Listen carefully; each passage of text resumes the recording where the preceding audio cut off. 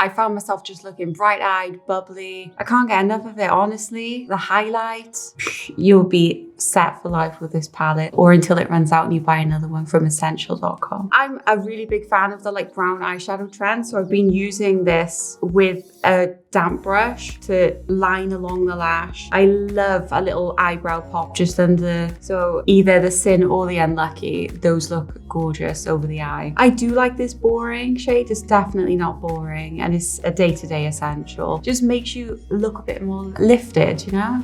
Whoa. Oh my god, yeah. I'm gonna put a bit of Sin on the inside here to wake me up inside. And I'm gonna do a little bit on the outside. I know it's controversial, but it's gonna just lift me a little bit. We're gonna pop a little bit more just over the top here. Center it. It's gonna give me a really lifted look, like the gods have hit me. I'm gonna go in with a bit of Unlucky for some, not for me. And I'm gonna pop it right on the eyebrow.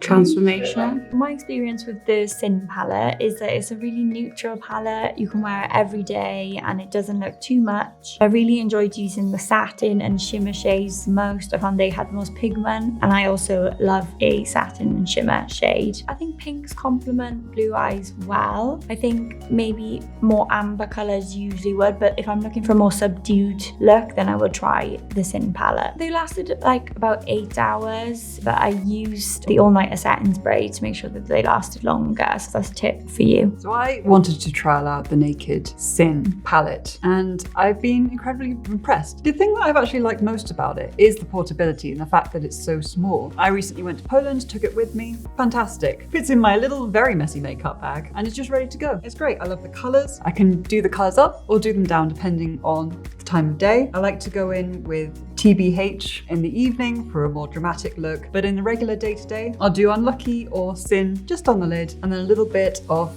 Boring in the crease line. I've got TBH and Boring, and then a little bit of Unlucky just in the corners. In this video, we're going to be focusing on Sin, the pinker palette. I'm looking a bit off center because in a previous video, I just created a 60 seconds day look using Half Baked, which I will link in the comment below.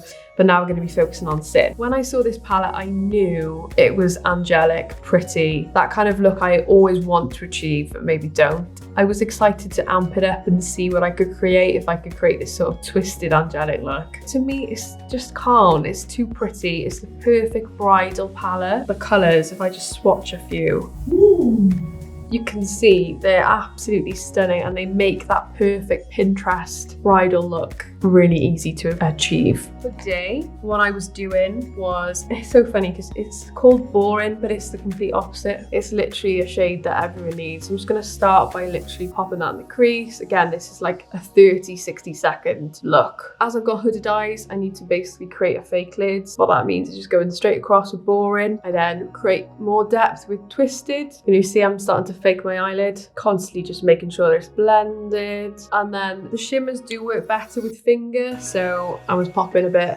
TBH across with Unlucky in the center just to add that sort of 3D poppy element. For me, Bad Habit was a little bit too light for my inner corner, so Sin goes in there, and then I've got a bit of fallout on my lashes. You do see, I keep blowing the palette, they do have some fallout, but it doesn't take away from how pretty and nice the product is. Just quickly then line over, because the glitters do fall on your lashes, with Twisted. Take it under. Really important to follow up with mascara, which I don't have here. Can you see the difference? Both complement brown and hazel eyes really nicely. This one I think makes my eyes look a little more green, and this one makes it a little bit more brown. I've enjoyed these palettes. For me, my favorite thing is the fact that the shades don't make it too overwhelming. I love the fact that there's 6. Simple again, you can use the first 3 for a really natural look, or the final 3 for a more going out glam look. I've mixed them on, as you can see. It just takes away the choice and the overwhelm if you do love to get creative in the mornings like me.